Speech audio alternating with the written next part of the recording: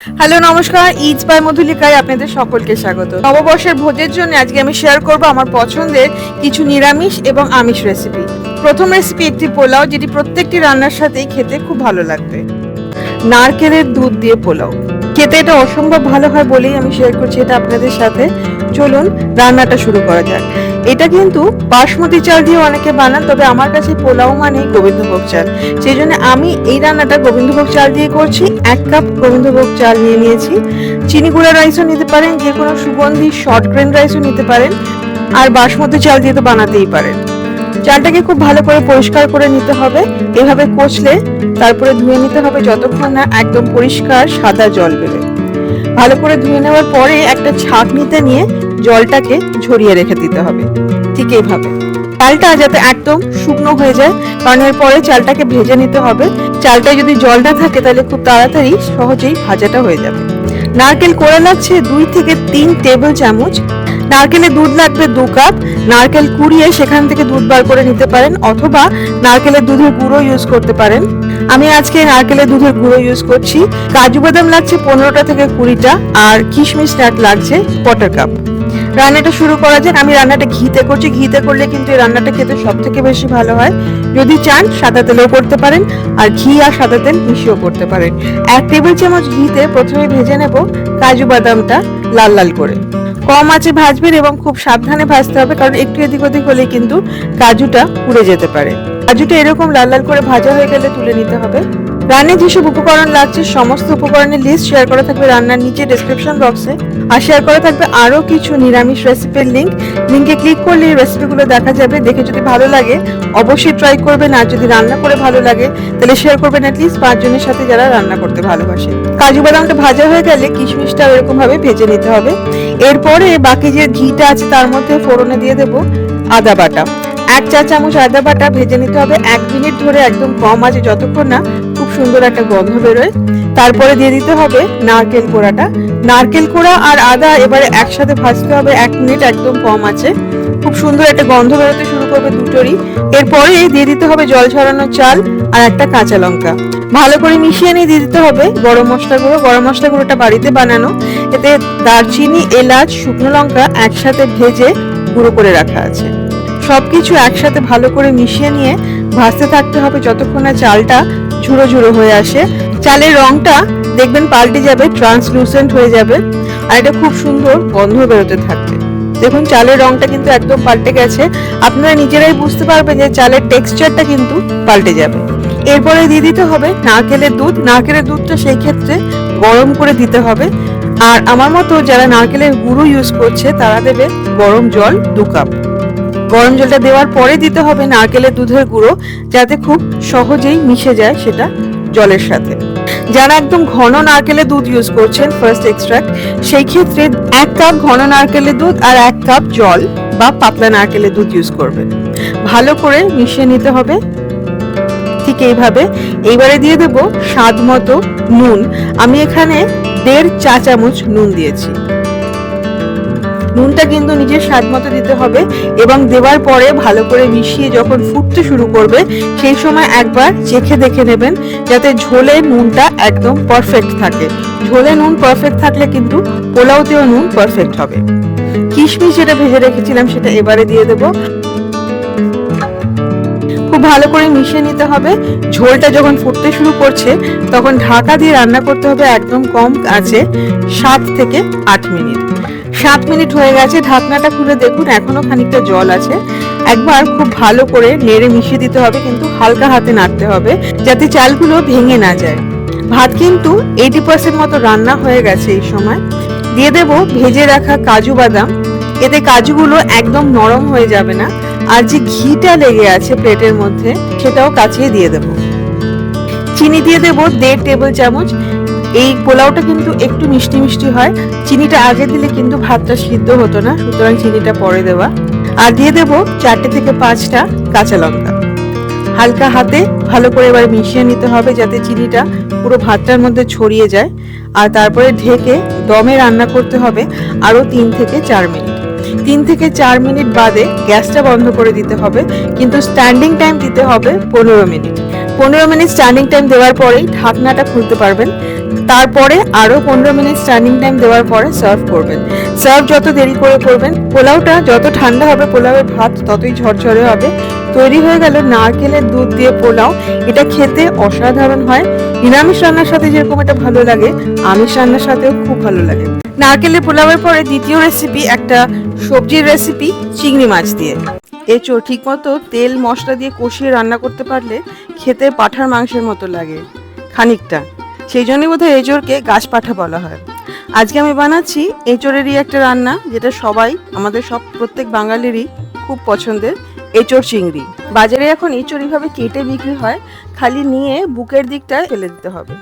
আমি নিয়ে নিচ্ছি 650 গ্রাম এঁচোড়, হাফ টিস্পুন হলুদ আর জল দিয়ে এঁচোড়টা ভাপিয়ে নিতে হবে একদম কম ফ্লেমে 15 মিনিটের জন্য। জলটা এমনভাবে দিতে হবে যাতে এঁচোড়টা পুরো ঢেকে যায়। চিংড়ি লাগবে, আমার কাছে ছোট চিংড়ি আজকে ছিল না, আমি বড় চিংড়ি 150 গ্রাম নিয়ে নিয়েছি। বড় চিংড়িটাকেই আমি এইভাবে কেটে নিচ্ছি টুকরো টুকরো করে। আমি যে এঁচোড়টা নিয়েছি সেটা একদম কচি এঁচোড়, সেই জন্য পুরোটা এইভাবেই নিয়ে নিয়েছি। যদি এঁচোড়টা অনেক বড় হতো তাহলে বীজের উপরের একটা খোসা থাকে, বীজটা বার করে সেই খোসাটা কিন্তু ফেলে দিতে হতো। 1/4 চা চামচ নুন আর 1/4 চা চামচ হলুদ দিয়ে চিংড়ি মাছটা ভালো করে মাখিয়ে রাখতে হবে। একটা মাঝারি সাইজের টমেটো এইভাবে টুকরো করে কেটে নিতে হবে। 3টে মাঝারি সাইজের পেঁয়াজ বড় বড় করে টুকরো করে কেটে নিতে হবে। পুরোটাই পেস্ট হবে, সুতরাং বড় বড় করে কাটলে অসুবিধা নেই। আদা 1 টিস্পুন মতো আদা নিয়েছি, এইভাবে কেটে নেব। 14 থেকে 15টা রসুনের কোয়া লাগছে। একটা বড় সিদ্ধ করা আলু, সিদ্ধ করা আলুটা দিলে রান্নার স্বাদটা অনেকটা ভালো হয় বলে আমার মনে হয়। আলুটা 8 টুকরো করে কেটে নিচ্ছি, বড় বড় টুকরো। 3টে লঙ্কা নিয়ে নিয়েছি, শুকনো লঙ্কা, মাঝখানটা এইভাবে চিড়ে বীজগুলো বার করে নিতে হবে। বীজগুলো বার করে টুকরো করে কেটে গরম জলে ভিজিয়ে রাখতে হবে খানিকক্ষণ।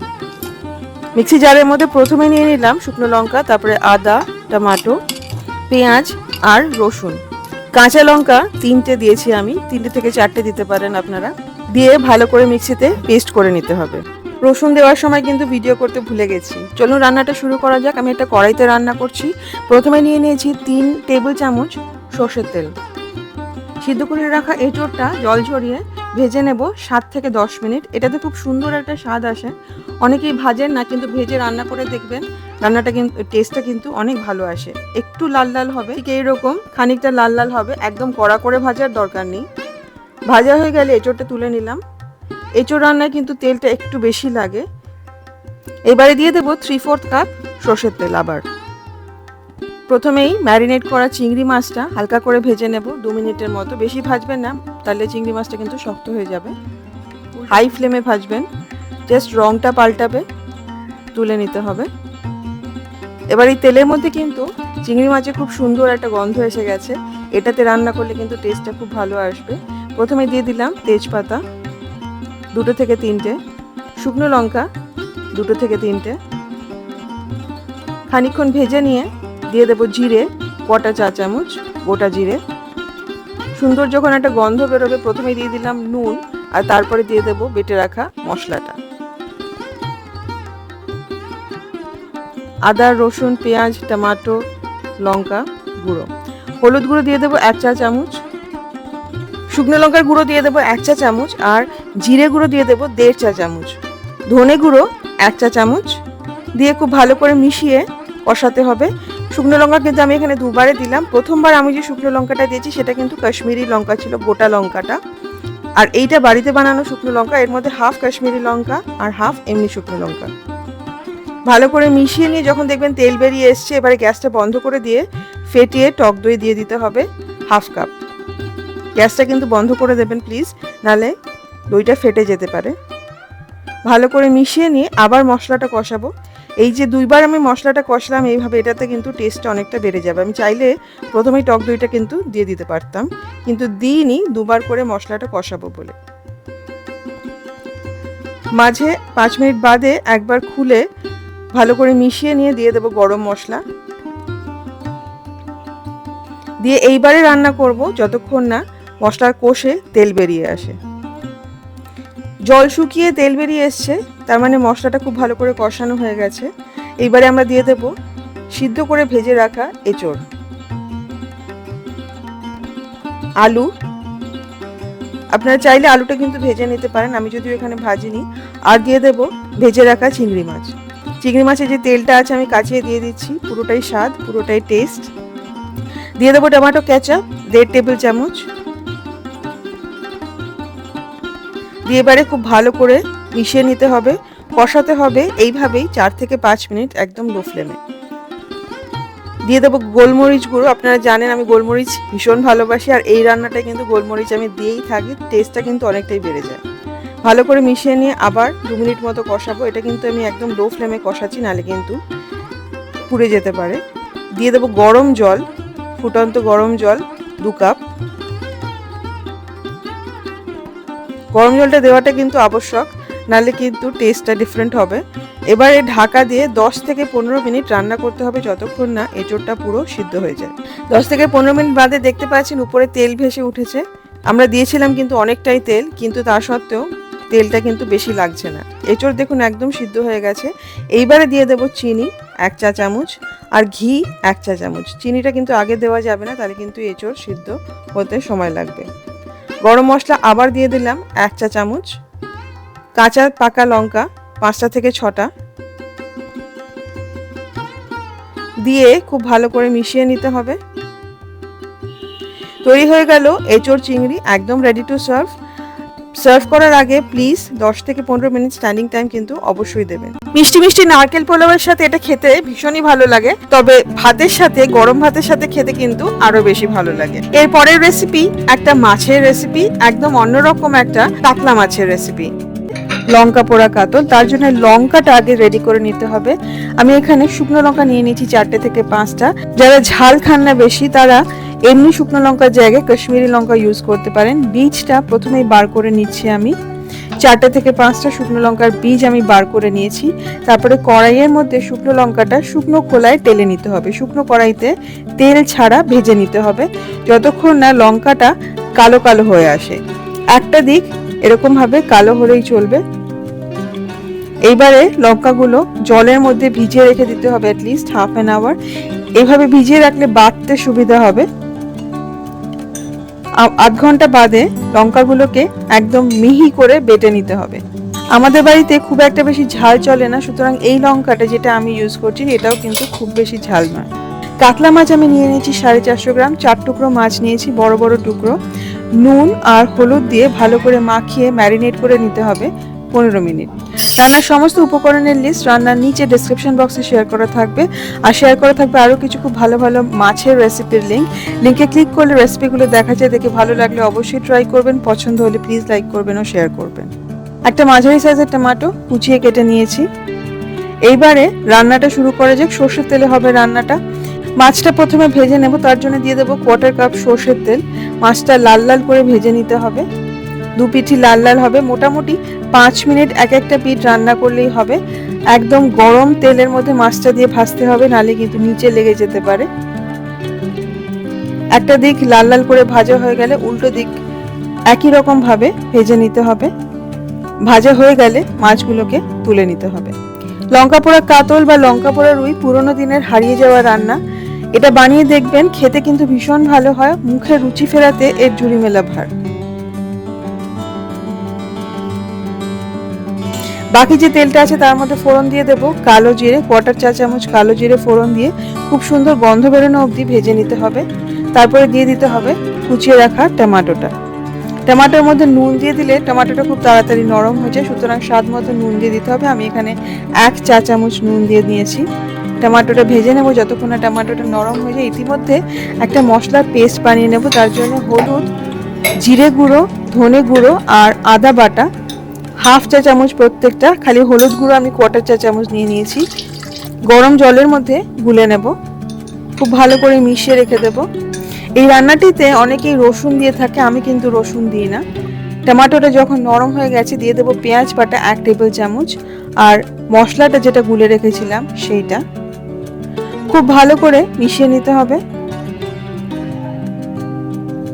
ভালো করে মিশিয়ে মশলাটা কষাতে হবে যতক্ষণ না তেল বেরিয়ে আসে। ঠিক এইরকম ভাবে মশলাটা যখন কষে গেছে খুব সুন্দর একটা গন্ধ বেরোচ্ছে। খেয়াল করবেন আমি কিন্তু এমনি শুকনো লঙ্কার গুঁড়ো দিইনি। এবারে দিয়ে দেবো জল 3/4 কাপ। রান্নাটা কিন্তু মাখা মাখা হয়, সুতরাং খুব বেশি জল কিন্তু দেব না। ভালো করে মিশিয়ে নিয়ে ঝোলটাকে ফুটতে দেব। চিনি দিয়ে দেবো 1/4 চা চামচ, খুব সামান্য। ঝোলটা যখন ফুটে উঠেছে তখন দিয়ে দেব বেটে রাখা শুকনো লঙ্কা বাটাটা, পোড়া লঙ্কা বাটাটা। খুব ভালো করে মিশিয়ে দেবো। রংটা কিন্তু একদম পাল্টে যাবে এবং ঝোলের গন্ধটাও একদম পাল্টে যাবে। ঝোলটা যখন আবার ফুটতে শুরু করবে তখন দিয়ে দেব ভেজে রাখা মাছগুলো দিয়ে ঢেকে রান্না করব 5 মিনিট একদম কম আঁচে।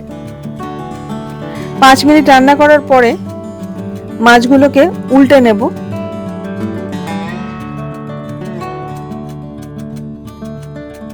দিয়ে দেব ধনেপাতা কুচি, বেশ কিছুটা কাঁচা লঙ্কা 4টে থেকে 5টা, আর বেশ খানিকটা সরষের তেল। আমি এখানে 1 টেবিল চামচ মতো দিয়েছি, আপনারা চাইলে আর একটু বেশি দিতে পারেন। এটাতেই কিন্তু রান্নার টেস্টটা একদম বদলে যাবে। গ্যাসটা বন্ধ করে ঢেকে রেখে দেবেন 15 মিনিট। 15 মিনিট টার্নিং টাইম দেওয়ার পরেই কিন্তু রান্নাটা সার্ভ করবেন। হালকা ঝাল ঝাল এই মাছটাও কিন্তু নারকেল পোলাওয়ের সাথে খেতে খুব ভালো লাগবে, তবে ভাতের সাথেও সার্ভ করা যায়। পরের রেসিপিটা মুরগির মাংসের রেসিপি। অসাধারণ খেতে, একদম অন্যরকম স্বাদের সাদা চিকেন কোরমা। ঘরোয়া উপকরণ, খুব বেশিক্ষণ সময়ও লাগে না। আর ঠিক এই রেসিপিটা যদি ফলো করে বানান তাহলে টেস্ট কিন্তু দারুণ হতে বাধ্য। চিকেন আমি এখানে নিয়েছি পোলট্রি চিকেন 700 গ্রাম। আমি কারি কাট নিয়েছি, থাই আর লেগ নিলে খুব ভালো হয়। ম্যারিনেট করে নেব 1 চা চামচ আদা বাটা, 1 চা চামচ রসুন বাটা, দই 1/4 কাপ দই, আর সাদা গোলমরিচের গুঁড়ো দিয়ে ম্যারিনেট করে নেব। যদি সাদা গোলমরিচের গুঁড়ো না থাকে তাহলে কালো গোলমরিচের গুঁড়ো ইউজ করতে পারেন। একটা পেস্ট বানাতে হবে, তার জন্য 2.5 খানা মাঝারি সাইজের পেঁয়াজ কেটে নেব। কড়াইতে দিয়ে দেব সাদা তেল 2 থেকে 3 টেবিল চামচ, চাইলে ঘিও দিতে পারেন। পেঁয়াজটাকে ভেজে নিতে হবে যতক্ষণ না পেঁয়াজটা স্বচ্ছ হয়ে আসে আর লাল রং ধরতে শুরু করে, কিন্তু লাল যাতে না হয়ে যায়। যেহেতু সফেদ মুরগ সাদা মুরগির কোরমা, সেই জন্য কিন্তু পেঁয়াজটা লাল লাল করে ভাজা যাবে না, সাদাই রাখতে হবে যাতে পেস্টটা বানানোর পরেও সাদা থাকে। ঠিক এরকম ভাবেই পেঁয়াজটাকে ভেজে নিতে হবে। পেঁয়াজটাকে ঠান্ডা করে দিয়ে দেবো মিক্সিতে, চাইলে শিলেও বেটে নিতে পারেন। একটা বাটা খুবই সহজ, কারণ পেঁয়াজটা খুব নরম হয়ে গেছে। এর মধ্যে দিয়ে দেবো কাঁচা লঙ্কা 3টে থেকে 4টে, আমি 3টে দিচ্ছি। আর দেবো কাজু বাদাম, আমি এখানে 8টা দিচ্ছি, 8টা থেকে 10টা বাদাম দেওয়া যায়। একদম মিহি করে বেটে নিতে হবে সামান্য একটু জল দিয়ে, খুব বেশি জল দেবেন না। ফোড়নের জন্য নিয়ে নেব তেজপাতা 2 থেকে 3টে, শুকনো লঙ্কা 2 থেকে 3টে, 1 ইঞ্চি দারচিনি, একটুখানি জয়িত্রী আর 2টো এলাচ। সাদা তেলে রান্নাটা করছি, 2 টেবিল স্পুন সাদা তেল দিয়ে দিলাম। আর দিয়ে দেবো ঘি। আজকাল ঘিটা বলছে খাওয়া খুব হেলদি, সুতরাং পুরো রান্নাটাও ঘিতেও করতে পারেন। রিফাইন্ড অয়েলের থেকে কিন্তু ঘি বলছে অনেকটাই বেশি স্বাস্থ্যকর। ফোড়নে দিয়ে দিলাম তেজপাতা, শুকনো লঙ্কা, জয়িত্রী, এলাচ এবং দারচিনি। ভেজে নিতে হবে যতক্ষণ না খুব সুন্দর একটা গন্ধ বেরোয়। শুকনো লঙ্কাটাকে কড়া করে ভেজে নিয়ে শুকনো লঙ্কাটাকে তুলে নিতে হবে। শুকনো লঙ্কাটা রেখে দেবো না, কারণ এতে কিন্তু রংটা মানে সাদা মুরগির রংটা কিন্তু একটু লালচে হয়ে যেতে পারে, সুতরাং শুকনো লঙ্কাটাকে তুলে রেখে দিলাম আলাদা করে। এবারে দিয়ে দেবো ম্যারিনেট করে রাখা মাংসটা। বাটির গায়ে যেটুকু মশলা লেগে আছে সেটাও কাচিয়ে দিয়ে দিলাম। মাংসটাকে ভেজে নিতে হবে 2 থেকে 3 মিনিট, একদম বেশি আছে। একটু লাল লাল করে ভেজে নেবেন, দেখুন খুব সুন্দর একটা কালার চলে এসছে। এইবারে দিয়ে দেবো এক এক করে মশলা।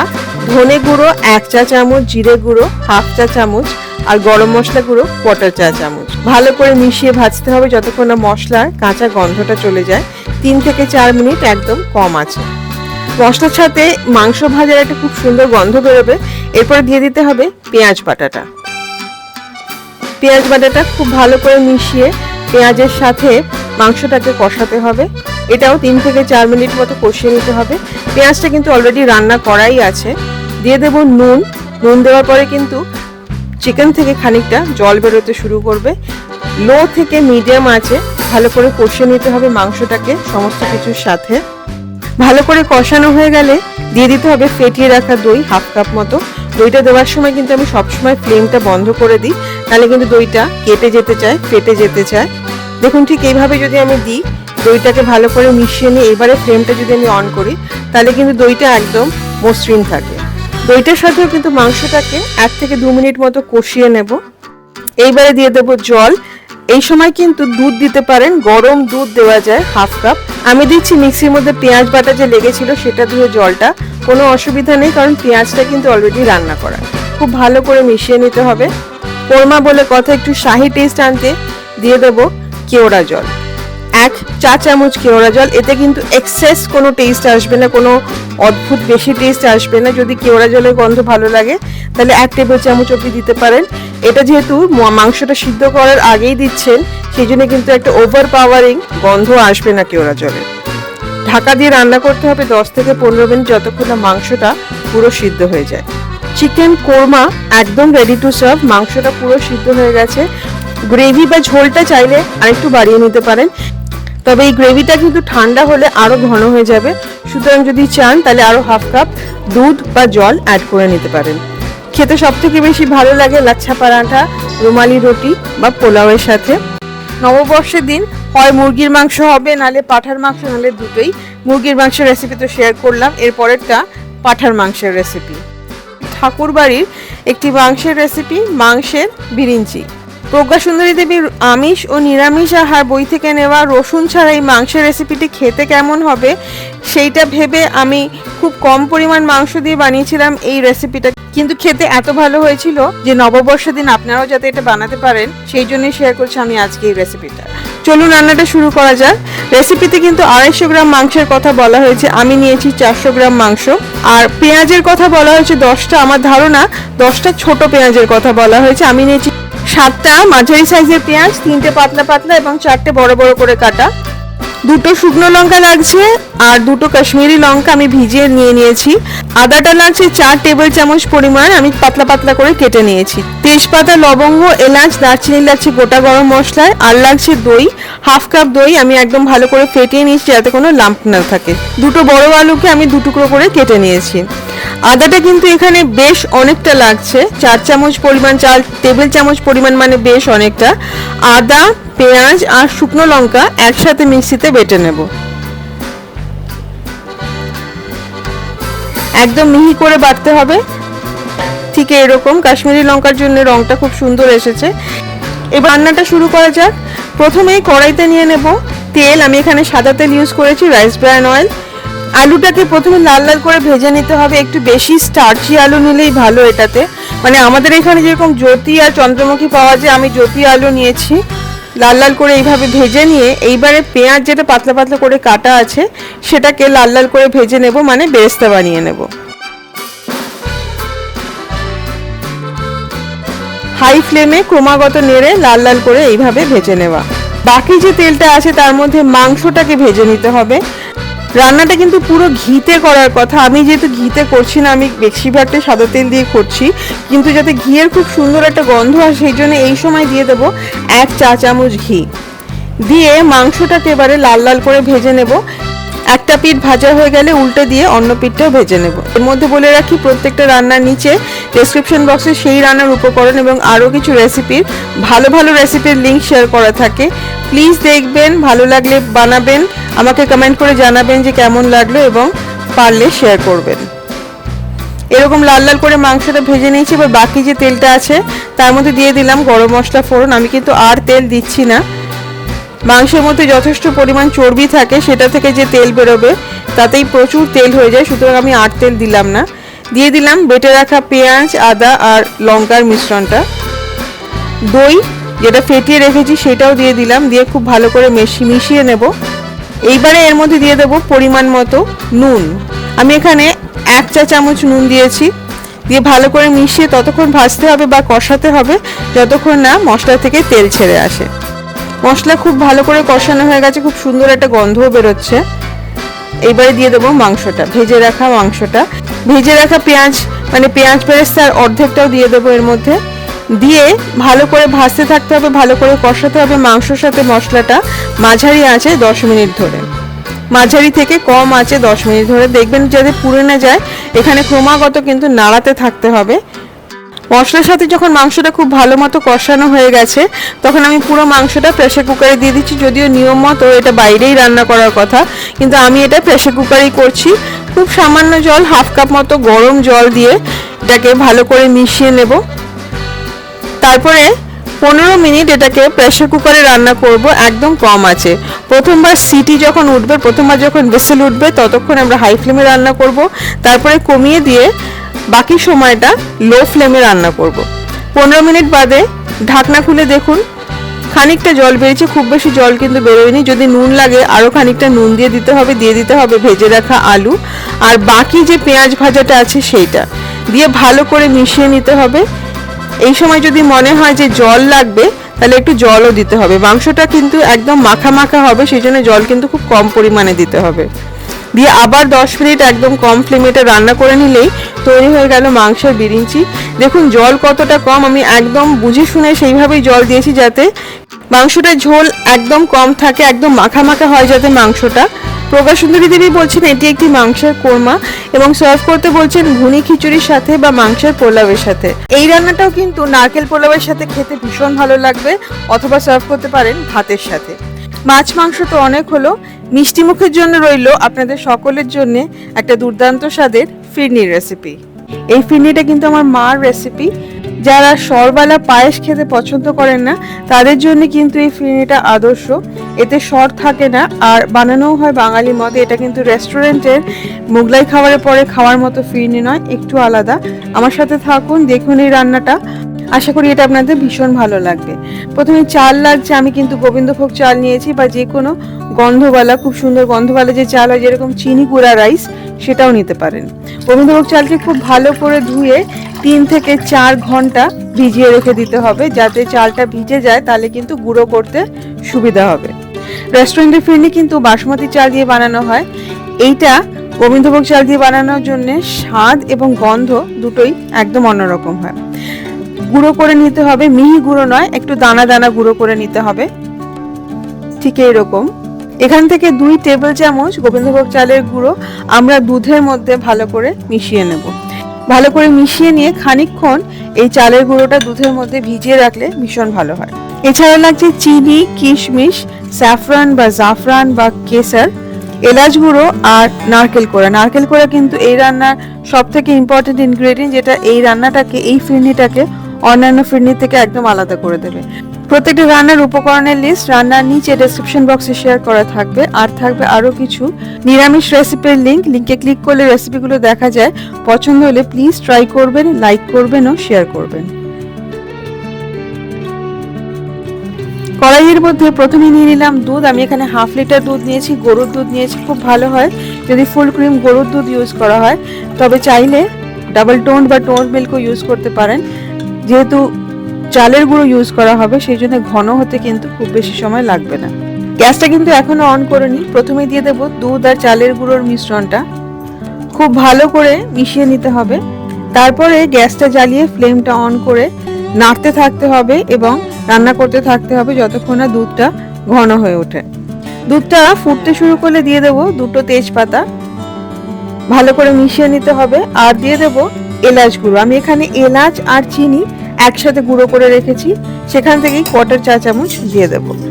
ভালো করে মিশিয়ে নেব এবং দুধটাকে ফোটাতে থাকতে হবে যতক্ষণ না দুধটা একদম ঘন হয়ে যায়। খেয়াল রাখবেন দুধটা কিন্তু ক্রমাগত নাড়িয়ে যেতে হবে খুন্তি দিয়ে, যাতে কোনো সর না পড়ে। ফিরনি কিন্তু একদম মসৃণ হয়, কোনো সর থাকে না, খালি মাঝে মাঝে মুখে পড়বে কিশমিশ আর নারকেল কোড়া।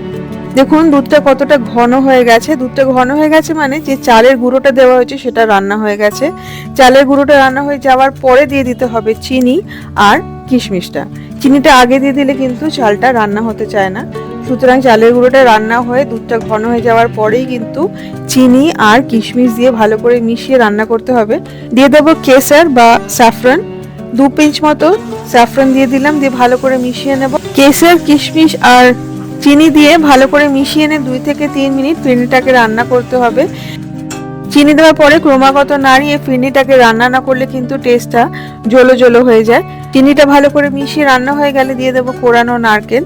নারকেলটা মিশিয়ে নেওয়ার পরে রান্না করে নেব আরো 2 থেকে 3 মিনিট। এরকম পাতলাই হবে কিন্তু, খুব কিন্তু ঘন হয়ে যাবে না। ফিরনিটা এরকম পাতলা অবস্থাতেই নামাতে হবে। ঠান্ডা করার পরে কিন্তু মিশ্রণটা অনেকটাই ঘন হয়ে যাবে, এরকম একটা স্মুথ ফিরনি তৈরি হবে। কোনো লাম্পস যাতে না থাকে, তাহলেই কিন্তু ফিরনিটা খেতে ভালো লাগবে, আর যাতে কোনো সরও না থাকে। সার্ভ করুন ফ্রিজে 2 থেকে 3 ঘন্টা ঠান্ডা করার পরে। উপরে ছড়িয়ে দিন 2 থেকে 3 ফোঁটা গোলাপ জল। নববর্ষের ভোজের জন্য ইটস বাই মধুলেখা থেকে আমার পছন্দের এই রান্নাগুলো অবশ্যই ট্রাই করবেন। যদি পছন্দ হয় তাহলে প্লিজ লাইক করবেন, শেয়ার করবেন। ইটস বাই মধুলিকা যারা সাবস্ক্রাইব করেনি, সাবস্ক্রাইব করে আমার পাশে থাকবেন। সাবস্ক্রাইব করার সময় বেল আইকনটি প্রেস করতে কিন্তু ভুলবেন না। নববর্ষের জন্য রইল আগাম প্রীতি ও শুভেচ্ছা। সবাই খুব ভালো থাকুন, সামনের বছর সকলের খুব ভালো কাটুক। নতুন বছরের প্রথম দিন দারুণ দারুণ রান্না করুন। Happy cooking. Thank you.